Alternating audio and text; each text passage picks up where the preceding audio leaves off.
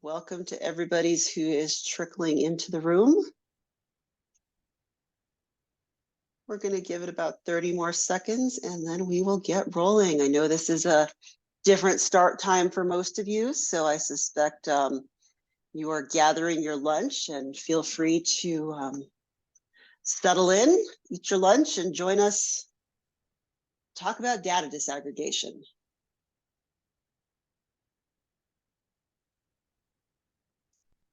All right, we've got a lot to, yay, I'm loving the enthusiasm I'm already seeing in the chat. So we are just gonna dive right in. Thank you everyone for joining us today. Zoom has already told us this session is being recorded. In addition, we wanted you to know that we've activated captioning, which can be turned on using the controls at the bottom of your screen. We'll also save time for questions at the end of this presentation. I have a feeling we are going to have a lot of them. So we'll save time for those questions. But if you have questions now, feel free to drop them in the chat while they're fresh in your mind, and I'll be sure to track those and surface them at the appropriate time. Again, welcome. I'm Christy Ariano, Managing Director of Marketing and Communications at the Colorado Health Institute. And before we begin, I want to take a minute to talk about this webinar series and share a slight change that's been a long time coming. As many of you know, we marked a somber anniversary this month with 4 years since COVID upended life as we knew it. I want to pause for a moment and acknowledge the loss and pain that we've all experienced since that day.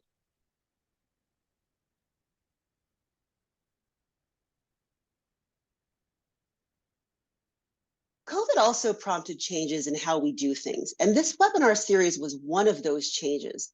Since we could no longer see each other regularly, we launched these webinars as an opportunity to gather online, to engage with our community, and share our work. And even though we can now see many of you in person, our community's enthusiasm for and commitment to joining these webinars and engaging in these conversations has really stayed strong. We've called these webinars eggheads as a nod to our usual early morning breakfast starting time. But we've noticed that they've really become an extension of CHI's other big convening effort, Hot Issues in Health. So moving forward, our monthly gatherings are becoming just that, Hot Issues in Health, the webinar series. And I promise you, we've got some really exciting ones lined up that Lindsay's going to tell you about at the end of the session today. But now for the reason we're all here today. The work we're going to be talking about is a unique and interesting project that has both partners and interests that extend beyond our Colorado audiences. And for that reason, I want to introduce CHI to our new attendees. CHI is a nonprofit, mission-driven public health institute. We advance equity and well-being in our communities through deep expertise and implementational know-how. We've been working with community groups, government agencies, providers, and foundations for more than 20 years, providing trusted analysis and data, strategic planning, facilitation, modeling and evaluation, and strategic communication. In addition to our consulting work for organizations who share our mission of advancing health equity, we have a public-facing portfolio of work that's funded by philanthropic supporters. Today's presentation is a part of a project we've been working on for more than 3 years, and it represents an important effort to ensure that the data we use truly reflects our community. To tell you more about that work, I'd like to introduce my colleague, Lindsay Whittington. Hi, everybody. Thanks, Christy. It's nice to see all sorts of folks on the call today. Again, my name is Lindsay Whittington. I am the Data and Analysis Manager at the Colorado Health Institute. I've been here for about 4.5 years. And during that time, I've done all sorts of data analysis projects. And I am now the data manager of the Colorado Health Access Survey, which we're going to talk a lot about today. But I also wanted to see who else was on the call today. So if folks on the call wouldn't mind dropping their name and their organization that they are with in the chat. We just want to see who all is joining us today. So I'll give you some time to do that.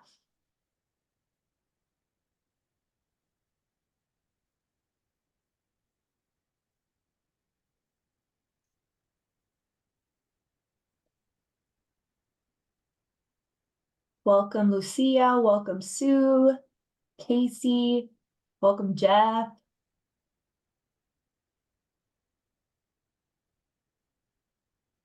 Got folks from all sorts of different sectors joining us today. Great to see you all here.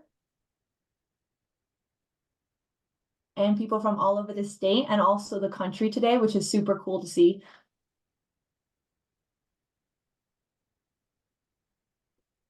All right, thank you all for participating and super great to see you all here. And I'm really excited to talk with you all about the projects I've been working on for 3.5 years, like Christy said. So with that, I'm going to take us through what we're going to be talking about today all together. So first off, I'm going to introduce us to the concept and method of data disaggregation, talk a little bit about what that is, why it's important. And then we're going to talk about how we use the Colorado Health Access Survey to disaggregate data in Colorado, some of the methods behind that, talk a little bit about the use case that we did together. And then using that information, we actually then are going to look at behavioral health within the Hispanic Latino community, look at specific identities that we were able to disaggregate data for. And then we're going to end the conversation with a lot of really great stories and perspectives that we heard from community within the Hispanic Latino community in Colorado. Lots of really rich information that we learned from all the community members that we engaged with. And then at the end, we're just going to open it up to discussion, thoughts, comments, and questions that you all have on the presentation or otherwise in your work. So let's get started. So first off, let's talk a little bit about what data disaggregation is. Many sources of data and reports and all sorts of different kinds of information really just tell us about very large groups that we know have many different communities that exist within them. So data disaggregation is the method of taking those large groups and understanding more about specific identities and communities that exist within those large groupings of people. And this can often tell us much more about these communities that would have otherwise never known about. And a lot of the work around data disaggregation uses these methods to understand more about the unique, diverse communities that make up larger racial or ethnic groups. By doing data disaggregation, we can further understand racial and ethnic inequities that exist and learn from stories of successes that we know are also happening throughout many of these communities as well. So data disaggregation is important because it supports that everyone counts and everyone deserves to be seen. Everyone should be able to see themselves in the data and information that we use to help inform really important policies and programming that impact these individuals and their families. Data disaggregation also implicates how we collect information. How we collect information on and understand diversity has implications for health throughout our state and also nationally. If we don't invest in understanding what communities exist in our states, if we don't invest in hearing and uplifting these different stories, then we will never know what we can learn from each other. And looking at health outcomes and other data by those broad racial and ethnic categories don't always tell us the full story about health and well-being for many people in our state and throughout our nation. So now that we know a little bit more about data disaggregation and why it's important, how can we use these methods to understand more about our diverse communities? So now I'm going to lead us through an application of data disaggregation that we did here at CHI using the Colorado Health Access Survey. I'll explain a little bit about the overall methods approach, the additional data sources that we use to disaggregate data, and also what we learned. So to start, what is the CHAS? So the Colorado Health Access Survey, or the CHAS, is a randomly sampled survey that represents about 10,000 Colorado households per survey. And CHI has been collecting the CHAS since 2009, with our most recent survey fielded in 2023. The CHAS also began collecting disaggregated racial and ethnic identities beginning in 2021, which our results today will be based on. But we collected this again in the 2023 survey, and will also continue to collect more disaggregated racial and ethnic identities to continue our efforts to understand more about our communities in our state. So what made this work possible was support from our partners at the University of California, Los Angeles Center for Health Policy and Research from funding from the Robert Wood Johnson Foundation. They helped support the addition of the disaggregated racial and ethnic identities that are now available on the CHAZ. And we couldn't have done this without them and their insights, collaboration, and also their expertise in data equity. The CHAZ is also a large collaboration with many others, our lead sponsor of the 2023 CHAZ being the Colorado Health Foundation, as well as many other sponsors, both in the public and private sector. Without your all support, we are unable to continue our data collection efforts to continually understand healthcare access, barriers to care, and other social impacts on many Coloradans. So what we're going to be talking about today is really understanding the distinct and diverse identities within the Hispanic or Latino community in Colorado. So for this work, we really wanted to focus on those ones, but we also collect on lots of other disaggregated racial and ethnic groups on the CHAZ. But for this specific research, we're going to focus in on this community. So starting in 2021, in partnership with the Latino Community Foundation and other groups, we added more specific Hispanic or Latino identities to the CHAZ based on their recommendations. And those identities include Caribbean, Central American, Chicano, Mexican or Mexican American, Latinx, South American, Spanish American, as well as some other identity, which people can then write in their response. So this figure outlines those identities that we have collected on for the last 2 CHAZ surveys. These percentages represent the percentage of the Hispanic or Latino community that identified with one or more of these identities. For both surveys, for example, a large majority of the Hispanic or Latino population identified as Mexican or Mexican American. About another fourth or so identified as Chicano, and there were many, many more. And future surveys could help disaggregate even farther, as we know each of these communities can mean many more identities within them.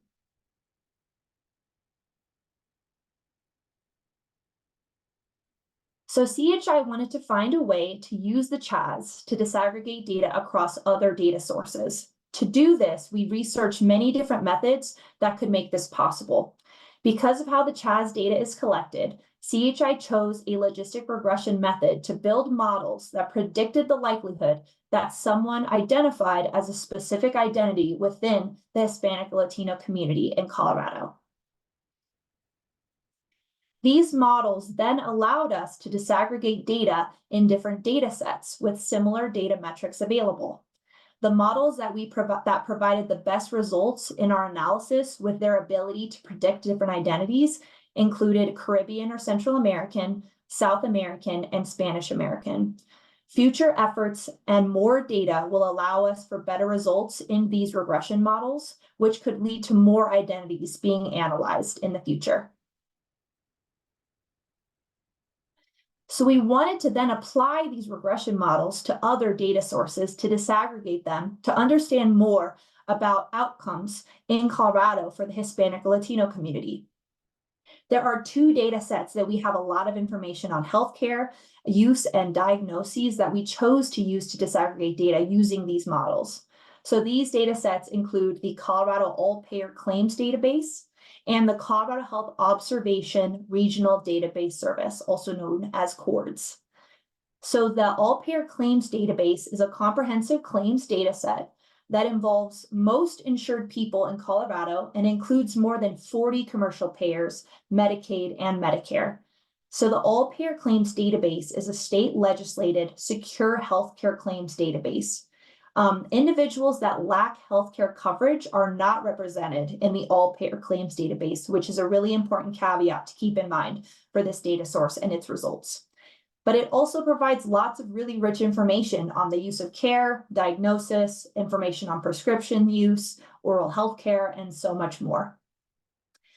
The CORDS is a network of health systems and providers that use electronic health record data to identify health trends and support public health evaluation and monitoring efforts. There are 14 providers and health systems that participated in the CORDS network, which support chronic disease surveillance across Colorado's counties. The CORDS data are most representative of the Metro Denver region of the state, and data are also only representing those who sought services in the last in this data set. And we use data from 2016 to 2021 from these data sets. So with these two data sets, they can tell us a lot of things, but we wanted to focus our efforts on understanding behavioral health within the Hispanic Latino community using data between those 2016 and 2021 timeframe. And our work was guided by some key research questions. The three guiding questions that guided our work were: how do behavioral health diagnoses differ among people who identify as Hispanic or Latino? How does use of behavioral health care services differ among people who identify as Hispanic or Latino?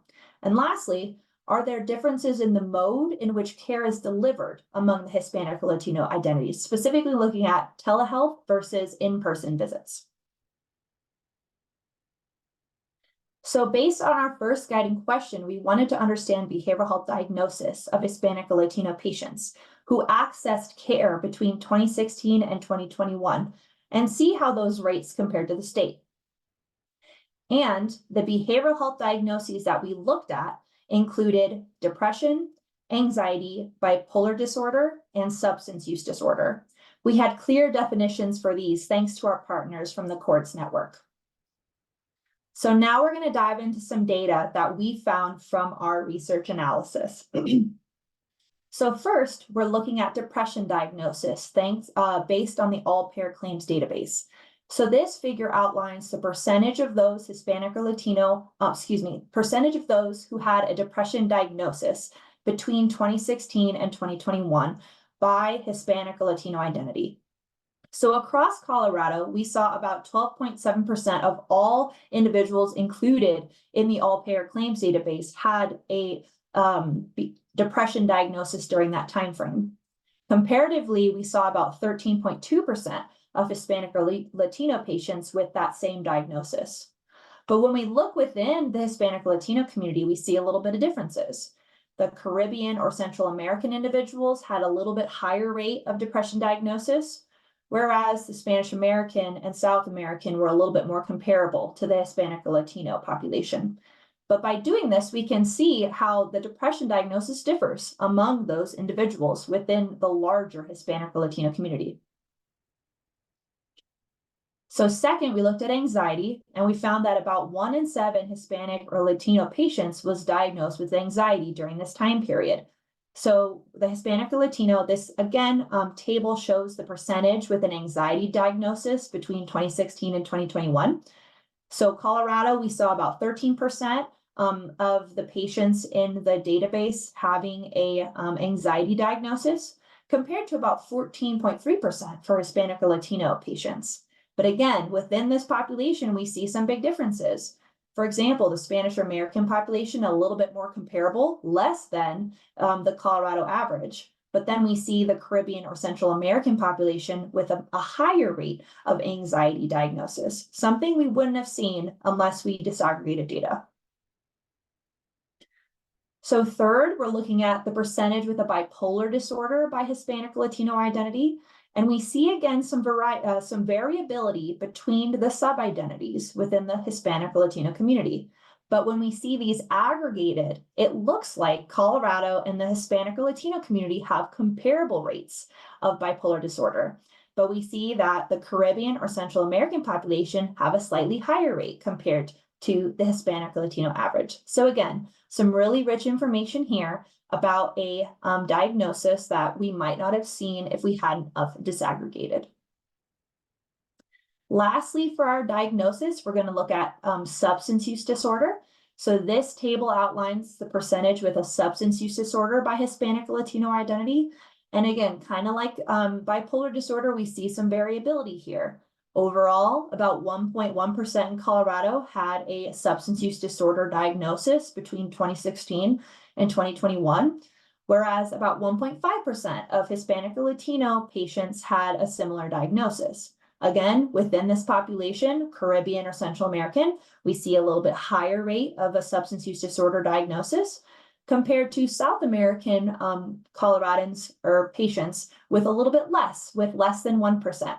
Again, really highlighting the importance of disaggregating data so we can see these differences and understand more about our communities in Colorado.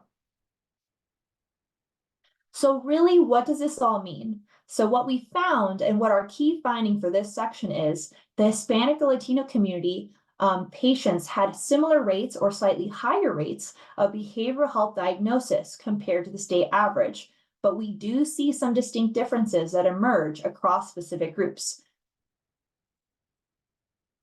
So because we kind of get an understanding of behavioral health diagnosis, we wanted to understand more about how people are accessing behavioral health care to meet the needs of those behavioral health diagnoses that they have. So again, using the all-payer claims database, we looked at the average number of claims that were billed per person for those 4 behavioral health conditions by Hispanic or Latino identity. And what we found was that Hispanic or Latino patients had fewer claims that were billed per each of the behavioral health conditions. So this figure, I'm just going to explain a couple of the things here. So this, each section outlines the 4 distinct behavioral health conditions: depression starting on the left, anxiety, bipolar disorder, and substance use disorder. And each of the bars represents our different communities that we looked at. So light blue represents Colorado, Hispanic Latino is in the yellow, Central American or Caribbean is in green, South American in purple, and Spanish American in orange. So within each of these different diagnoses, we see that the highest bar being Colorado in light blue, the Colorado average had higher average number of claims billed per person, whereas each of the other subsequent Hispanic or Latino bars is lower than that blue bar, representing that they didn't have as many visits per person within the Hispanic or Latino community. The only one that we see a little bit comparable is in the substance use disorder category, where we see South American Coloradans patients getting similar access, about 10 visits that were billed per person compared to the state average. Again, we see some stark differences between the Colorado average of claims billed for each of these behavioral health conditions compared to the Hispanic Latino community. So we also wanted to look at this over time. So we saw that use of care increased for the Hispanic Latino community identities, but to a lesser degree over time. So this figure looks at the percentage of claims that were behavioral health related by Hispanic Latino identity between 2019 and 2021. Again, the blue bar being Colorado, yellow bar being Hispanic Latino, green Central American or Caribbean, purple being South American, and orange Spanish American. And what we see here is pretty similar to the last slide, where we see the blue bar being the Colorado average. We just see more claims that were behavioral health related over time that were billed to all patients compared to a lesser degree, these claims that were related for Hispanic Latino identities. They're just not having as many claims billed for them over the same time period.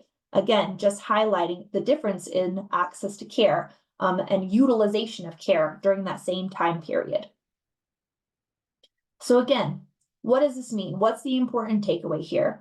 So the key finding from this section is that Hispanic or Latino patients were not accessing behavioral health care in the same degree as the Colorado average, as we saw that blue bar always being higher than all of the subsequent Hispanic or Latino bars, and a line graph in this section. So now we really wanted to understand how people were using, what kind of mode of care were they using when getting their behavioral health care access. And this really looked at comparing the use of telemedicine for this specific period. So let's dive into the telemedicine use section. So this figure looks at the percentage of patients who had at least one telemedicine visit by Hispanic Latino identity. And we actually found that Hispanic or Latino patients were more likely to have a telemedicine visit between 2016 and 2021. And these data are based on the CORDS network data. So we saw of those patients, about 6% of the Hispanic or Latino patients had a telemedicine visit during this time frame, compared to about 3% of Colorado overall. And then within the Hispanic or Latino community, we see lesser degree of use of telemedicine visits, with Caribbean or Central American about 2.5%, South American a little less than 2%, and Spanish American comparable to Caribbean or Central American. So this really highlights that something's happening here that is outside of the three identities that we were able to disaggregate on. So this really raises a question of who is utilizing care within the Hispanic Latino community as a telemedicine mode type of care that they're using. So this is really interesting to see, something's pushing that Hispanic or Latino percentage of use up. And so this is something I want to dive into a little bit deeper as we move forward with more data. So next, we wanted to understand use of telemedicine over time. So again, this is just all telemedicine use. So this is looking at the percentage of health visits that were delivered using telemedicine by Hispanic or Latino identity between 2019 and 2021. So what we saw was the use of telemedicine decreased, 2021 across all groups except Spanish American. We actually saw an increase in use of telemedicine, which was really interesting. So it just follows a similar trend that, during the pandemic, lots of people using telemedicine, but maybe, after some of the as the pandemic kind of went on, less use of care, people were starting to go back into the doctor's office again to see in-person visits. But really interesting here that in the yellow, which is the Hispanic or Latino patient bar, we see really high use of telemedicine overall within this community. However, when we look at use of telemedicine related to behavioral health, this is a different story. So we found that telemedicine visits were actually less likely to be related to behavioral health for Hispanic or Latino patients. So this figure outlines the percentage of telemedicine visits that were behavioral health related by Hispanic or Latino identity between 2019 and 2021. Again, the blue bar being Colorado, yellow bar being Hispanic or Latino overall, the green bar being Central American or Caribbean, the purple bar being South American, and orange bar being Spanish American. So as we saw in similar use of rates cases or similar use of care, the telemedicine visit was less likely to be related to behavioral health for all of our Hispanic or Latino identities. As Colorado, about 34% of visits were of telemedicine visits were behavioral health related in 2021, compared to about 20% of those visits for Hispanic or Latino patients being related to behavioral health.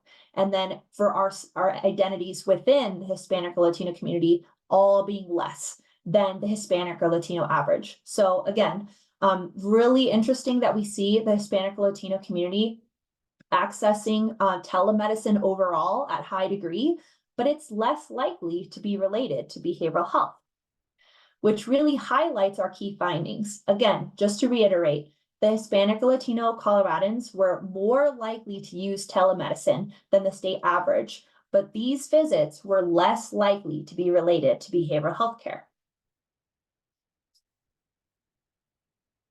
So we know that these numbers by themselves don't tell us the whole story, and CHI wanted to talk to people to elevate their stories and understand more about what their experiences are like trying to get the care that they need. So as we saw throughout the data slides, in many cases, Hispanic or Latino patients had similar or higher rates of behavioral health diagnoses compared to the state based on claims data. However, across the behavioral health conditions that we looked at, they had lower rates of use of care. So this really brings up the question, what structural or systemic barriers are getting in the way of people getting the kinds of care that they need? So CHI spoke with community members to understand more about their experiences and what they have been like when trying to access behavioral health care to better understand and elevate their stories of barriers that they have faced and why it has been difficult for them to get care. For many Hispanic and Latino people in Colorado with behavioral health conditions, access to needed services is not easy, and getting quality and culturally relevant care can be an even greater obstacle. So there were many unique stories shared with us, and I wanted to thank those community members who told us their stories and were vulnerable with us when we were talking with them. This work could not have been done without them. So we heard similar issues coming up to the surface across many of the people that we spoke to. The first of which being cost as a barrier to care. And this was due to many reasons. People had issues getting coverage that would help them access the kinds of care that they need. And when they didn't have that kind of coverage, or if there wasn't a clinic that was near them that they could access, then they were unable to access this needed care. It was just a very obvious barrier that this is a very big limiting factor for many individuals in Colorado within the Hispanic and Latino community. And others had negative experiences when accessing care. People spoke about how exhausting an experience could be when accessing care, when they have to keep referring to different providers and retelling those stories that are very difficult for them to share, and how that impacts their health, that this is a very exhausting experience. As many providers are also white, they may not have understood the nuances of their patients' cultural or social experiences. And this lack of culturally relevant care may also be rooted in different biases that the provider brings with them to the visit, which can continually exacerbate these negative experiences for many people. And another big part of this is language. Just knowing the language at a surface level is not enough. A community member spoke about how long it took them to get an appointment with a Spanish-speaking provider. And once they found that individual, the provider was white and missed a lot of cultural and dialectical context that was specific to the patient. And others spoke about how they had to help provide translation services for their own family members and how this impacts privacy for that patient. One community member's mother didn't feel comfortable talking about her health issues with family members, which reduced the quality of that visit and also didn't address all of her needs. All of these stories brought to us by people facing these issues points to some key policy and programmatic considerations. So access to culturally relevant interpretation and translation services is of utmost importance. Language is embedded into culture and someone's life experiences. There are dialectical and cultural differences across Central and South American languages that people bring with them to the visit. How someone speaks about their behavioral health will differ based on what cultural and social context they are coming from. And this raises us to the second bullet, which speaks to increasing culturally responsive care training within our provider networks. This will help eliminate cultural and racial bias and allowing for providers to come to visits more equipped to meet the diverse patient populations they serve. This also speaks to increasing diversity within our provider networks, recruitment. How can we make sure our provider networks more accurately reflect the diverse populations that they serve? And lastly, and increasing access to other forms of care is also important, like peer support networks and trauma-informed care, as many people are coming to the visit with distinct stories of generational trauma, unique lived experiences, and so much more. Meeting the person where they are is so important, and allowing for them to feel safe, seen, and included in their behavioral health journey is incredibly important. So now I'm going to open it up to the audience to really hear from you all.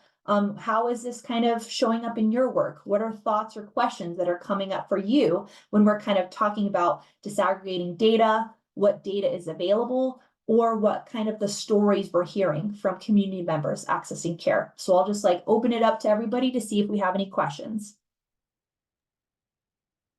Lindsay, this is Christy. I'm going to surface a few questions that have popped up in the chat and the Q&A while folks are getting ready to share their own questions. There were a couple of anonymous questions, so I'm not going to be able to ask folks to come off mute to share those. But this is a group that's really interested in the data. And when you mentioned regression models, we did have somebody ask if those regression models are available. Yeah, that's a great question. So yes, so on our website, we will, oh, here, let me actually move us forward a little bit. So we actually have a data disaggregation landing page under the Colorado Health Access Survey. And this presentation doesn't dive deep into the methodology. I wanted to save more time to talk about results, but we have an entire methodology report that's related to how I came up and built the models that lead to the results that we're looking at today. So this, again, has been 3.5 years plus in the making, and you can get lots of rich information about the lead up and the methodology and the feasibility of this project. And then our last report is this final report that we're presenting the results on today, a story in the data. This actually gives us the results, but we have 2 other reports, a feasibility report that investigates different data disaggregation methods that if people want to use, they can actually explore different ways they can disaggregate data if it's in their own data systems or with partners or thinking through what that looks like for them. And then the second report is actually the modeling regression methodology report. So it'll have all of my different findings and how I tested for sensitivity and specificity for all the different models. So that'll be the phase 2 report. And then this last report will be the results report. But yeah, that's a great question. All of this will be available on our website, all 3 of those reports, as well as an additional appendix that describes how we actually defined the 4 different behavioral health conditions. But that's a great question. Another question regarding how we controlled for, or did we control for, foreign born versus US born? That's a great question. So a lot of this model building, the models that I created were really based on the different data sources that we had available. So what I did was build models based on what kind of demographic information was available within the all-payer claims database, as well as the CORDS database. So in some instances, there was more information available on a patient, like the language that they spoke, versus others might be more limited. So that's a big discussion that I have in the actual report itself for the methodology report, is understanding how we can better collect demographic information to better understand more about our patients and their needs. But of course that, brings up a whole host of other questions that we have. But I wasn't able to control for specific demographic metrics because of that. So foreign born status was not something that was available in the all payer claims database or the CORDS database either. So that was one of the limitations, is we're kind of limited to the things we're able to control for when we're disaggregating data in different data sets. We have a couple more anonymous questions, but I do want to get to some that are not anonymous, just to give folks a chance to speak up and have more of a conversation. And I see, I hope I don't mispronounce the last name, but Sue Baby, and has a question. Sue, can you raise your hand so our team can find you and unmute you? All right, looks like Sue's hand is raised, so feel free to ask your question.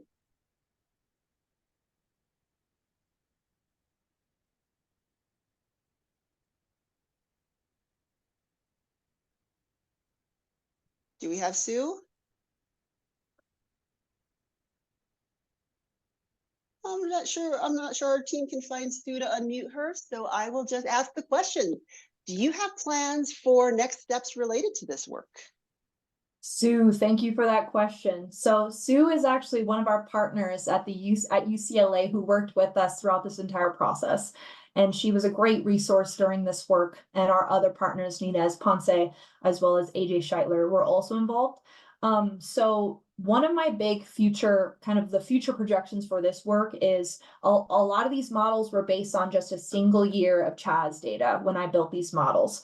So my future steps is really combining 2 years of data to make these models more robust and hopefully be able to actually disaggregate more specific identities that we talked about before. Like we weren't able to say things about certain identities because we didn't have enough information. We might not have had a sample that allowed us to find enough differences to really say that that model was robust. So that's one of my big things, is I would love to basically replicate this process and do it with more information this time around.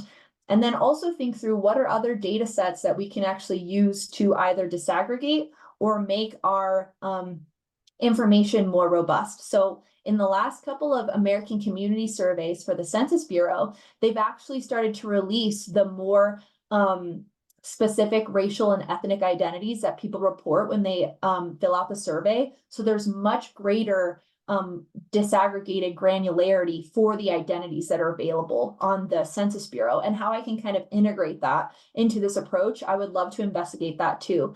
That's one thing that I wanted to highlight, is that like as we move forward and investing in how we collect information, it's actually you know, it takes a little bit up front to add it all, but once you start doing it over time, it gives us the availability to say a lot more and to do a lot more with that information. So thank you, Sue. Yeah, I have lots of big ideas. I think that's the main one. And I also want to be able to combine 2 years to actually look at other CHAS data just within the CHAS. Like how can we look at mental health outcomes on the CHAS, housing instability, food insecurity by our specific identities that we collect on. That's another next step that I'm going to probably be working on a brief upcoming to add to this, to say more, but yes.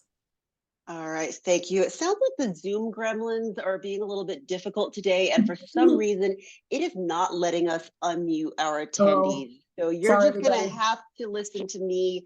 I apologize to everybody in attendance, but we have a question from Mara Prosser, who is asking, what was our sample size for these identities within the Hispanic Latino community, and how stable are the estimates? Yeah, that's a great question. So across the great thing about the Hispanic or Latino community in Colorado is very large. It makes over a fourth of the population. And so we actually had a pretty robust sample across the different identities. It's more than 100 unique individuals saying that they are each of these identities for the different sub-identities that we collected on.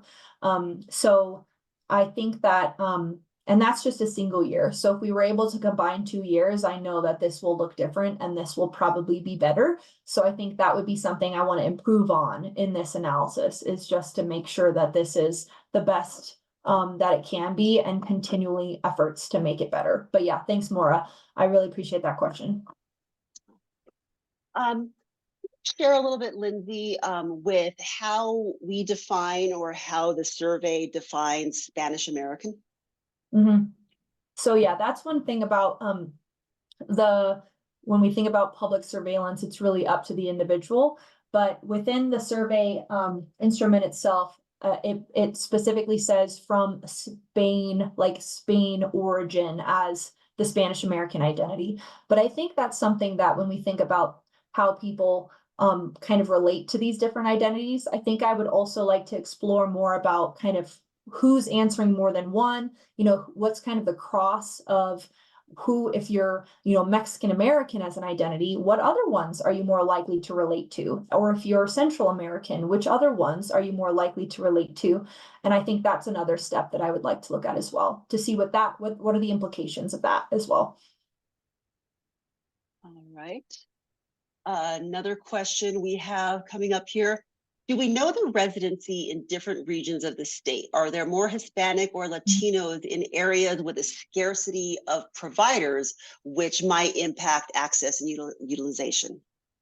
That's a great question. So I'll also open it up to others who actually are more in the service provision end or the public health end of things, if it's the area of your state. But we do know that people with different identities live in different places. And so I think the San Luis Valley is an area where we have a pretty high percentage of the Hispanic or Latino population.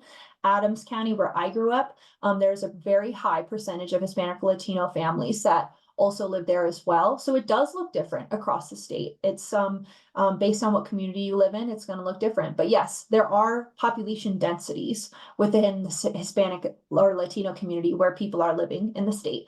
And so if we think about like southeastern, south central Colorado, where it's a lot more rural and there's less, population centers where there are areas to access care, that is going to look a lot different than those who live in Adams County. As someone who can drive 30 minutes potentially to a place of care, or to go to Brighton, Colorado, potentially for care, that's going to look different for people that live in the metro area versus some of our more rural areas of Colorado. All right, thank you. Dan Borther asked in the chat, you're showing differences in diagnosis for different groups. Are these differences statistically significant? That's a great question. So there's more information about the statistical significance of these different rates in the report. I kind of just limited it so it's a little bit more simple for the PowerPoint. But yes, we do see statistical differences between these different diagnoses, and that information is provided in the report. So you can see which ones are statistically different and which ones are not statistically different. All right. How did other factors like geography or socioeconomic class play into this analysis? Yeah, that's a great question. So I actually investigated regional and urban rural status as a potential covariate for the models. And some of them did, some of them did stick in, some of them didn't stay in for the regression analysis. But I do feel like when we think about rurality in Colorado, it's very distinct compared to, I mean, I've never lived anywhere else, but I think Colorado has a very distinct rural population where there's rural and then there's very rural, there's frontier counties. And when we think about access points for frontier counties, where someone, if you even have access to a car, has to drive 1.5, 2 hours to a community center or a population center where there could be places to actually access care. So I think that urban rural has a big part of it, and it was statistically related to the outcome because the CORDS and the all-payer claims database also have information about geography. So I was able to look at those. One more question. How did we get access to the Colorado all-payer claims database? Because we have some folks in the audience who would love to be able to try to use this data for themselves. I was just going to say, so we have Lucia on the call who works for Civic, who is actually, they are the stewards of the all-payer claims database. We worked with Civic to get access to the all-payer claims database. It does cost money, but there are scholarships available that people are able to apply for, I believe. I don't know when the applications of that are necessary, but it does cost money, but then you are able to work with their team. I went back and forth with them with all sorts of questions, super, super easy to work with. It was super fun to work with them too, because they're really the knowledge, the experts of that all-payer claims database. But yes, that is available for purchase for people to use. But they also have lots of other data services available on their website where you can just check it out and see what kind of dashboards are available. I know that they have also public-facing information that people can readily use as well. But Lucia is going to be your main point of contact for any questions that you have about accessing or others at her at Civic. That's and a great question. Lucia was kind enough to drop her email address Thanks, and Lucia. a URL into the chat. So thank you, Lucia. I think for the moment, this is all the questions that are showing up on my radar. So I would urge folks, if you've got additional questions, to drop them. And if you have any other questions after the webinar, feel free to reach out to me. Here's my email. whittingtonl@coloradohealthinstitute.org. And I am the data manager of the CHAS, and I'm the person that did this research for the last 3.5 years. So feel free to reach out to me with any questions. Again, we have all the reports available online, but if you have other data questions, I do a lot of public health surveillance, data analysis, and all sorts of stuff. So feel free to reach out to me with any other of your data related questions. I will be more than happy to help you out.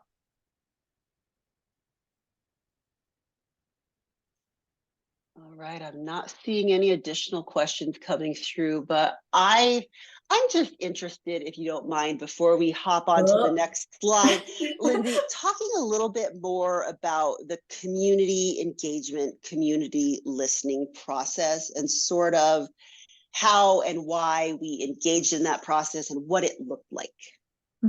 Yeah, that's a great question, because I feel like so much of our work, we want to make sure that what we see happening in the numbers is like, is this relevant to what's actually happening for people actually accessing care? Does this support things that we know are happening? Is this actually quantifying something that we know is happening that we can then point to, so that it's data driven? But I think voice driven is just as important. So I worked with our community engagement specialist here at Colorado Health Institute, Robin, to basically go out into community and pay community members, give them a stipend for their time that they gave us in sharing their stories. Each of the interviews was about an hour long. I believe we engaged with 12 to 15, I think it was 12 unique individuals who shared their stories. And they had so much to tell us, and just aggregating it up to a couple key findings was difficult, but I talk more about the different experiences in the report and say a lot more about the different stories that were shared. And in addition to that, we also spoke to a handful of behavioral health providers who provided their perspective on this as well. One of them working in a clinic, one of them volunteering at a clinic as well, to really talk to what they see as patient experiences in their day-to-day jobs. So a couple different unique experiences that we have in the report, but they were all just about an hour-long interviews, and we did them kind of throughout the process while I was doing the research. I think we had about 2-month period of time where we set up those interviews, and Robin conducted those interviews in both English and Spanish, and just really sat down with them and asked them a lot of candid questions, and they provided really rich information to us. So it was really, really inspiring to hear the kinds of things that were shared. And yeah, there's more information in the report about that as well. Right. Thank you for sharing, Lindsay. And to everybody in the audience, I do apologize that we couldn't unmute you and make this a little bit more conversational, but to everybody who's commenting and asking questions, thank you so much for engaging with us in the way that you could. Lindsay, do you want to tell us about what's coming up for the next webinar? All right, back to the slide. Wait, hold on. There we go. Okay, so thank you so much for all of your questions and comments today. It's always great to talk about the work and also talk about the meaning of the work. So for our next Hot Issues in Health webinar that will be a part of the series, we're going to be looking at climate and advancing climate resilience for community health. So our folks at the Acclimate team that we have here at CHI will talk a little bit about climate research and what that means in our next webinar series. Very excited to hear about this. And we will be sending a link to register for that webinar, in addition to links to this video presentation, as well as the reports. Thank you, everyone. My email's also here as well, in case it gets lost in the chat, but you can find it on this slide. Awesome. Thank you, everyone, for spending your lunch hour with us today.